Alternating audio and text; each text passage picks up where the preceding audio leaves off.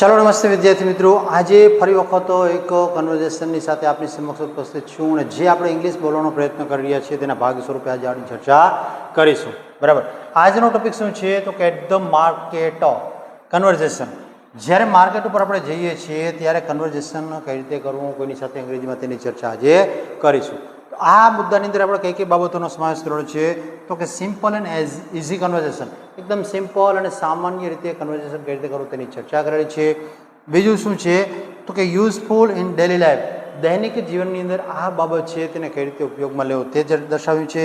પછી શું કહ્યું છે easy to learn and practice, સરળ છે અને તમે સારી રીતે પ્રેક્ટિસ પણ કરી શકશો. બરાબર. તો જોજો improve your English step by step, એક સાથે તમારું અંગ્રેજી ઝડપથી કંઈ ઇમ્પ્રૂવ થઈ જવાનું નથી, ધીમે ધીમે કરીને શું કરવાનું છે તો કે ઇમ્પ્રૂવ કરવાનું છે. જોઈએ આજના કન્વર્ઝેશનની અંદર આપણે શરૂઆત કરીએ અને એકદમ સારી રીતે આ જે છે તેને રજૂ કરવાનો પ્રયત્ન કરી છે. અને જો વિદ્યાર્થી મિત્રો આપને કોઈ પણ પ્રકારની કન્વર્ઝેશનમાં તકલીફ છે તો આ જ જાણો અને તમારા જાતે પ્રેક્ટિસ કરો તો ઝડપથી તમને સમજાશે અને તમે સારી રીતે અંગ્રેજી બોલી પણ શકશો. ચાલો, here two person R available, customer and shopkeeper. અહીંયા બે વ્યક્તિઓ હાજર છે. કોણ છે તો કે એક છે કસ્ટમર એટલે ગ્રાહક અને બીજું છે દુકાનદાર એટલે કે shopkeeper. Now first of all the customer said good morning. Whenever you meet any person you must say that good morning, good evening or good afternoon. જ્યારે પણ તમે કોઈ વ્યક્તિને મળો છો ત્યારે શું કહ્યું છે ગુડ મોર્નિંગ, ગુડ આફ્ટરનૂન અથવા તો ગુડ ઇવનિંગ, પ્રથમ મુલાકાત હોય ત્યારે. In the reply, shopkeeper said good morning and he also asked a question, how can I help you? જવાબના સ્વરૂપમાં શું બોલે છે તો કે શોપકીપર છે પણ કહે છે ગુડ મોર્નિંગ અને પાછો પ્રશ્ન પૂછે કે હું તમને મદદ કઈ રીતે કરી શકું, how can I help you? And now the customer said I want to buy some vegetables. હવે કસ્ટમર કહે છે કે મારે કેટલુંક શાકભાજી ખરીદવું છે. બરાબર. ઇન રિસ્પોન્સ અને હવે જવાબમાં કહે છે કોણ તો કે shopkeeper, what would you like, તમને શું ગમશે કે ખરીદવું, તમને શું ગમશે એવું કેવું હોય ત્યારે શું કહેવાય છે વોટ વુડ યુ લાઈક. જ્યારે કોઈ પણ વસ્તુ આપણે સામે વ્યક્તિને જ્યારે આપવાની વાત છે, પસંદગીની વાત, ત્યારે આ રીતે બોલવામાં આવે છે. અને જોજો ત્યાર પછીની કસ્ટમરની ચર્ચા જે છે તે શું કહે છે, customer said I need 1 kilo of potatoes, મારે 1 કિલો બટેટા જોઈએ છે, બીજું કંઈ જોઈએ નહીં. આ રીતે કહે છે. અને હવે તેના જવાબમાં શું કહે છે, બીજો પ્રશ્ન કરે છે તે કોણ તો કે shopkeeper. Shopkeeper said anything else, 1 kilo બટેટા આપી દીધા પછી પાછું પૂછે છે હવે બીજું કંઈ જોઈએ છે.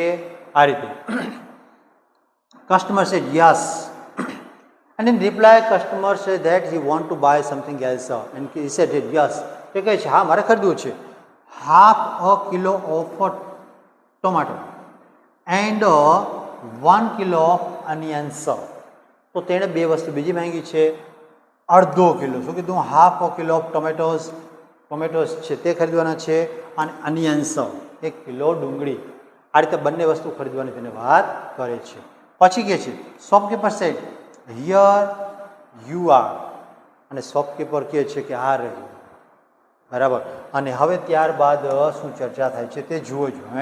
તો shopkeeper said here you are and customer replied how much is it, તેના કેટલા રૂપિયા થયા.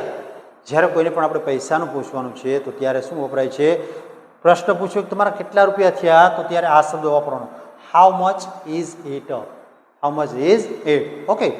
And then the shopkeeper told to the person who is his customer, he said it is 180 rupees, 180 રૂપિયા થયા, આપી દો ચાલશે. આ રીતે કહીને તે શોપકીપર છે તે જવાબ આપે છે. Customer said can you give me a discount, શું તમે મને ડિસ્કાઉન્ટ આપી શકશો. શોપકીપર જે છે એને પૂછ્યું કોણે તો કે કસ્ટમર, મારે તો ડિસ્કાઉન્ટ જોઈએ, 5-10% આપી દો કાંઈક.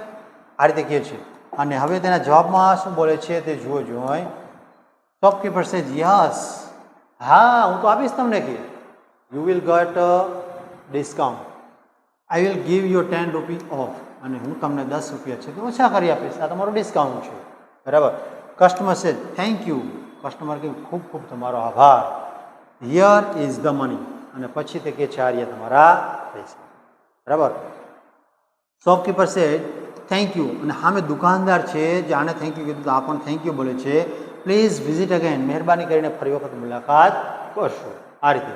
અને પછી કસ્ટમર કહે છે શ્યોર, 10 રૂપિયાનું ડિસ્કાઉન્ટ આપ્યું તો બીજી વાર મુલાકાત કરવી જ પડે ને. હેવ અ નાઇસ ડે, અને તે કહે છે તમારો દિવસ સારો રહે. આ રીતે કહીને તે આગળ વધે છે. જુઓ જોઈને તો આ છે કન્વર્ઝેશન આજનું આપણું. અને આ જે પ્રકારના કન્વર્ઝેશન છે, કોઈ પણ પ્લેસ, કોઈ પણ પ્રકારના જગ્યા વિશેના તમને થતું કે આનું કન્વર્ઝેશન બનાવવું હોય તો કઈ રીતે, તો મને તમે કોમેન્ટ બોક્સમાં આપશો તો તેનું કન્વર્ઝેશન બનાવી અને આપની સમક્ષ ચોક્કસથી હું વિડીયો પ્રસ્તુત કરીશ.